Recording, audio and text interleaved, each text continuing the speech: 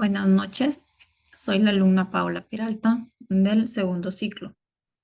El tema de hoy es la elaboración de un informe de análisis jurídico y moral sobre la corrupción en el Perú, número 001-2024.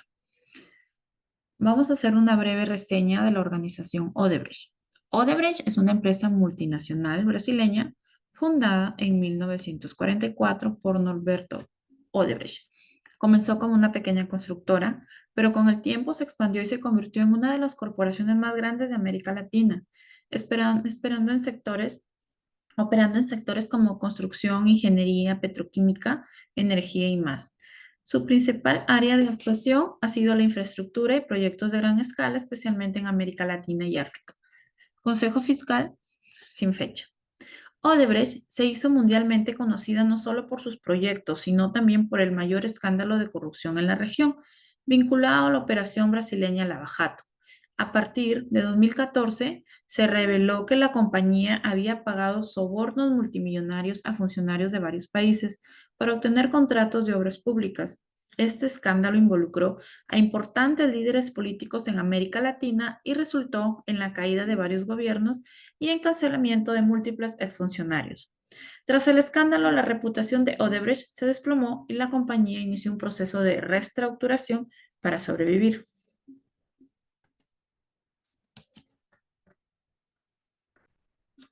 Presentación del problema. El presente informe tiene como objetivo analizar un caso concreto de corrupción en la política peruana, abordándolo desde una perspectiva jurídica y moral. Para ello se emplearán las doctrinas filosóficas de Sócrates, Platón, Aristóteles, el constructivismo social y Kant. Estas bases permitirán proponer una solución integral que no solo respete el marco normativo vigente, sino que también promueva una regeneración ética dentro del ámbito político. El caso bajo análisis involucra a varios funcionarios públicos de alto rango en Perú, entre ellos Alejandro Toledo, Ollantumala, Pedro Pablo Kuczynski y Alan García, quienes han sido acusados de aceptar sobornos a cambio de otorgar contratos de obras públicas a esta empresa particular denominada Odebrecht. Análisis filosófico jurídico. Tenemos en el pensamiento griego el análisis filosófico jurídico del caso Odebrecht desde la perspectiva de Sócrates. De esta óptica, los involucrados en el caso no comprendieron plenamente la naturaleza destructiva de sus actos y cómo estos erosionan en la confianza pública, la justicia social y el bienestar de la comunidad. Para Sócrates, si estos individuos hubieran tenido una comprensión más profunda de lo que verdaderamente es bueno y justo, habrían evitado la corrupción. Ejemplo, en el contexto del caso de Odebrecht, donde los ejecutivos de la empresa y los funcionarios públicos aceptaron sobornos y participaron en actos de corrupción, Sócrates argumentaría que estas acciones provienen de la ignorancia del bien. Para él, quienes actúan de manera corrupta no son conscientes del daño que generan para el bien común y en lugar de actuar conforme a la justicia, persiguen sus intereses personales y lo que refleja una falta de conocimiento de lo correcto. El análisis filosófico jurídico del caso Odebrecht desde la perspectiva de Platón. Platón describe en la República cómo las formas corruptas de gobierno surgen cuando los gobernantes dejan de actuar por el bien de la polis.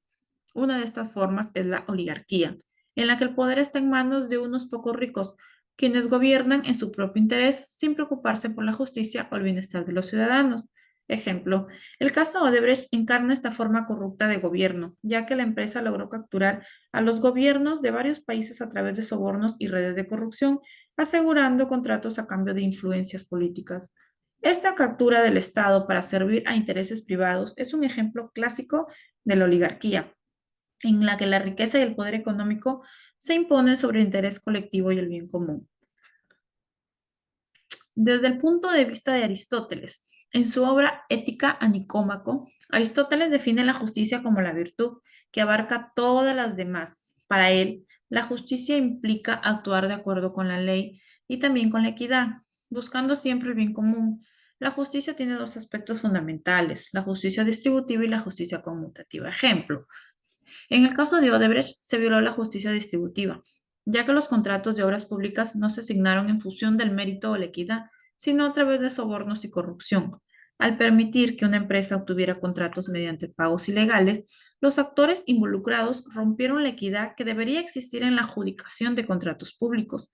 Aristóteles señalaría que esta es una grave forma de injusticia, porque distorsiona el orden natural y ético de la sociedad, donde cada uno debe recibir lo que le corresponde según su mérito y contribución. El contractualismo social de Hobbes, Locke y Rawls. El análisis del caso Odebrecht desde la perspectiva del contractualismo social se centra en cómo la corrupción socava el contrato social y el papel de los gobiernos en la promoción del bien común, la justicia y la protección de los derechos de los ciudadanos. El contractualismo plantea que la legitimidad del poder político se basa en instituciones, se basa en un acuerdo social entre los individuos y el Estado, en el cual las instituciones deben funcionar para garantizar la seguridad, la libertad y el bienestar de los ciudadanos. Odebrecht, que involucra sobornos para obtener contratos públicos, es un claro ejemplo de cómo los líderes y empresarios corrompieron la voluntad general al actuar en su propio beneficio, ignorando el bienestar de la sociedad.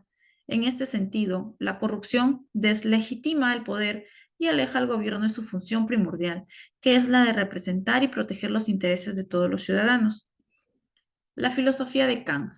El análisis filosófico jurídico del caso Odebrecht desde la perspectiva de la filosofía de Kant implica reflexionar sobre la corrupción en relación con conceptos claves de la ética kantiana, como el imperativo categórico, la autonomía de la voluntad y la dignidad humana.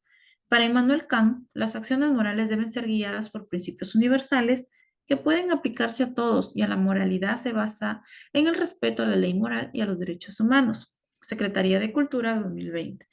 En el contexto de este escándalo, los funcionarios públicos y empresarios involucrados en la corrupción no actuaron conforme a principios que pudieran ser universalizados. Más bien, sus acciones fueron egoístas, buscando beneficios privados a costa del bien común. La corrupción, al violar este principio universal, es incompatible con la ética kantiana, que exige que las acciones respeten a todos los seres humanos como fines en sí mismos, no como medios para obtener beneficios personales. Conclusiones. Desde la perspectiva de Sócrates, el caso Odebrecht representa una falta de conocimiento del bien y una ausencia de virtud, tanto en los líderes empresariales como en funcionarios públicos. Desde la perspectiva de Platón, el caso Odebrecht es un claro ejemplo de cómo la corrupción política y moral puede desenterrar la justicia en una sociedad. Los líderes corruptos, al anteponer sus intereses privados al bien común, generan un estado injusto que perjudica a toda la polis. La reflexión platónica nos invita a repensar la política moderna y a buscar formas de garantizar la integridad moral de quienes ocupan posiciones de poder, de manera que el bien común prevalezca sobre los intereses privados y la corrupción sistemática.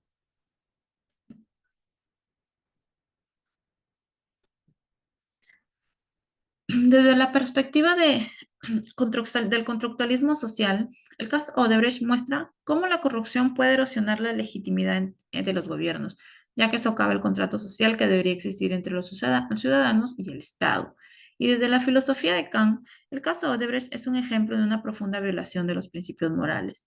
La corrupción no puede justificarse según el imperativo categórico, ya que no puede ser universalizada como una norma moral. Propuesta de solución. Proponer reformas legislativas que establezcan penas más severas para los delitos de corrupción, asegurando que las sanciones sean proporcionales al daño causado a la sociedad. Implementar leyes que exijan una mayor transparencia en los procesos de contratación pública, incluyendo la creación de un ente autónomo con poder sancionador. Crear programas de formación continua en ética moral dirigidos a los funcionarios públicos con énfasis en las virtudes socráticas y aristotélicas. Además, introducir un sistema de incentivos para los funcionarios que demuestren un comportamiento ejemplar, basada en la ética de la virtud de Aristóteles. Fomentar la cultura de la responsabilidad y el servicio público como valores fundamentales en la administración pública del Estado. Establecer mecanismos de rendición de cuentas periódicas donde los funcionarios expliquen sus decisiones y acciones a la ciudadanía. Tenemos las referencias bibliográficas de la Contraloría General de la República, Consejo Fiscal, Ortiz Marián 2016 y Secretaría de la Cultura. Muchas gracias.